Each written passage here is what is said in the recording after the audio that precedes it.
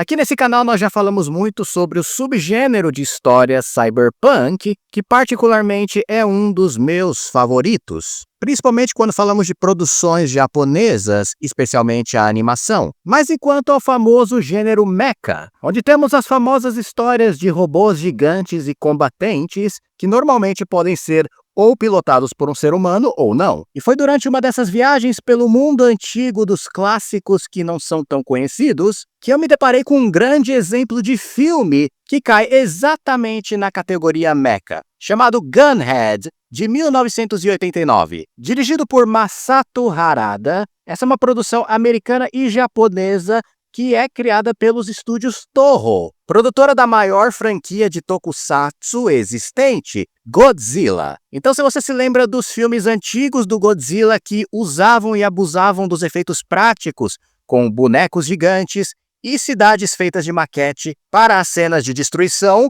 isso é exatamente o que Gunhead traz. Mas aqui é uma mistura de mecha com o tokusatsu. E eu já vou adiantar que esse filme é uma pérola desses efeitos práticos e de visuais absurdamente incríveis. Mas a história em si é bastante atravancada, eu diria até confusa. O filme já começa com duas coisas que eu acho extremamente desnecessárias em qualquer filme, ou pelo menos uma forma preguiçosa de colocar o espectador na história, que é letreiro em tela escura, para todo mundo ler o backstory de toda a aventura, e esse letreiro explica uma parte da backstory e logo depois vem uma narração, ou seja, o escritor não estava contente em colocar um letreiro para a gente ler, mas logo depois ainda vem uma narração para explicar mais um pouco do backstory, que é basicamente sobre uma instalação extremamente avançada em uma ilha no meio do oceano, que foi criada pelos seres humanos como uma base de desenvolvimento de máquinas automatizadas. Basicamente uma grande fábrica de máquinas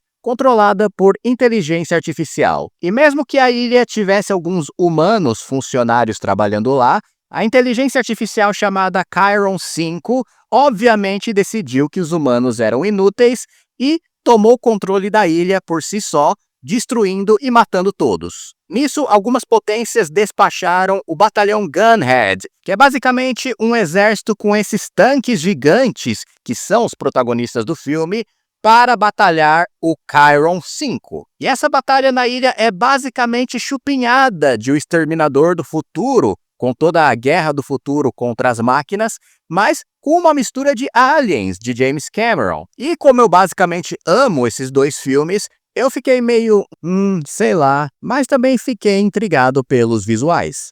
Mas tudo isso é o backstory da história principal e atual do filme, que é sobre essa tripulação de piratas que viaja até o local da ilha, que após toda a batalha que eu falei ficou abandonada e ninguém sabe o que aconteceu exatamente por lá, para roubar chips ou qualquer tecnologia que eles possam levar de volta com eles e ganhar um dinheiro em cima. E essa tripulação tem basicamente umas 7 pessoas, mas o único importante mesmo que você precisa conhecer é o Brooklyn, que é esse cara aí que adora comer cenoura e brincar com armas. A gente conhece pouco dele no início, mas basicamente ele é um rapazola que tem esse cabelo aí bonito e não gosta de pilotar aeronaves ou qualquer outro tipo de transporte, então você já sabe onde isso vai dar. E eu falo que é só necessário conhecer ele mesmo porque o resto da tripulação é dizimada logo nos 10 primeiros minutos do filme, de maneiras que são basicamente impossíveis de entender por motivos de péssima edição. O que fica subentendido é que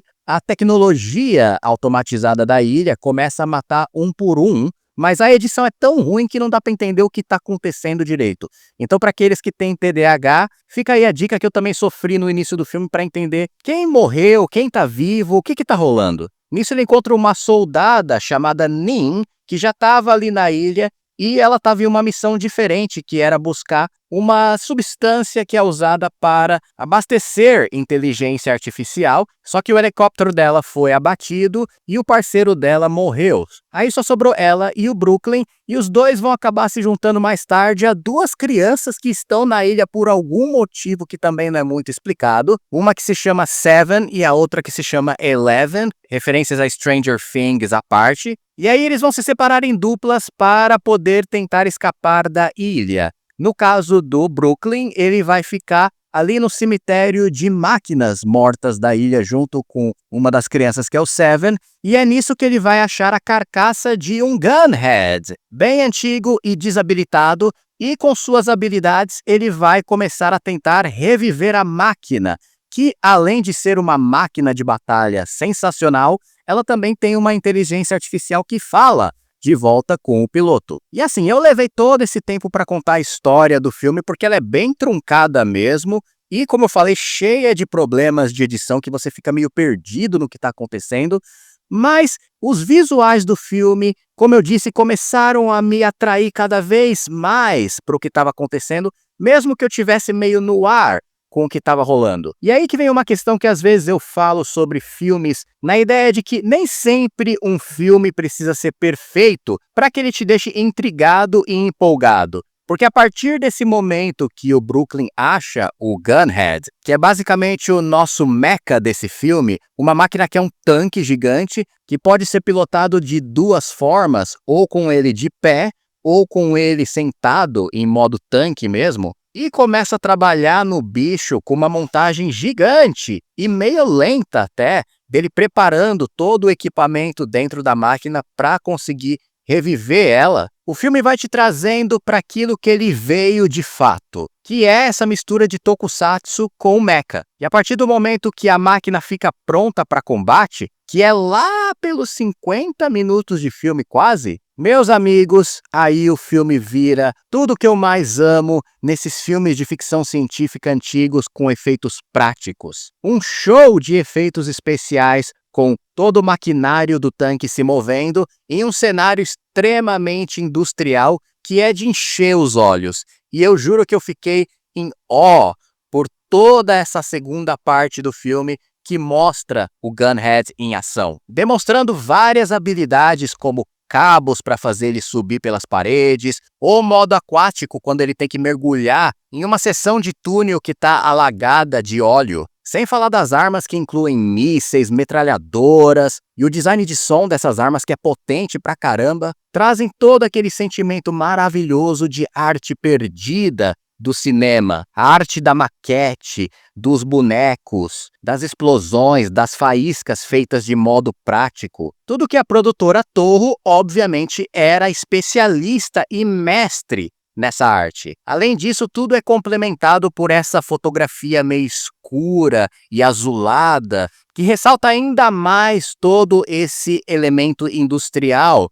dos cenários. Para quem gosta desse tipo de design de produção, além dessas maquetes que eu falei, todo o cenário da ilha e todas as seções da torre que eles estão presos é de encher os olhos por todo o maquinário antigo, sujo, cheio de óleo, além da leve fumaça que dá a impressão de lugar abandonado. E assim, eu falo, como eu sou fã número 1 desses efeitos antigos, foi nessa hora do filme que, incrivelmente, por mais que ele tivesse todos os probleminhas anteriores, eu me apaixonei. E estava completamente fisgado por todos esses elementos juntos. Então assim, fiquei muito feliz de descobrir essa pérola antiga, que de novo, todos os outros elementos em volta dessa parte do mecha e tokusatsu mesmo, são bem falhos. Os personagens não são ruins, a história em si não é ruim, mas o jeito que ela é contada é um pouco não memorável. Então não é uma plot que vai ficar na sua memória se você lembrar do filme. Mas essas partes dos efeitos práticos, as que eu já falei, onde o Brooklyn tem que pilotar o Gunhead por várias sessões da torre,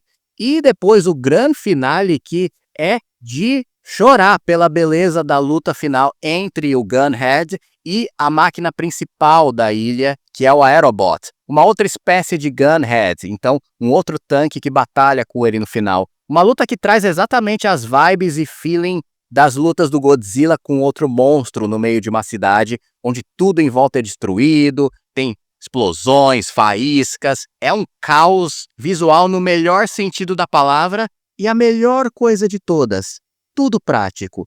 Não tem CGI, não tem todos esses efeitos digitais hoje que, na maioria dos casos, hoje só faz a tela parecer um grande vômito, onde nenhum maquinário ou monstro tem o peso real que ele deveria ter e a perspectiva ideal para tornar a coisa mais lógica e palpável. Claro, eu gosto de alguns filmes como Pacific Rim, por exemplo, mas eu não consigo deixar de apreciar os tempos de filmes como esse, ou por exemplo Moon 44, que eu já falei aqui no canal, ou Robot Jox, que usavam essas técnicas, e é claro, eles não tinham o advento da computação gráfica, mas mal sabia que tudo ali era muito mais maravilhoso. Mas enfim, pelo menos fica clássicos como Gunhead, que, de novo, não é um filme perfeito, mas se você é um fã desses elementos que eu falei no vídeo, em certos pontos ele é um clássico,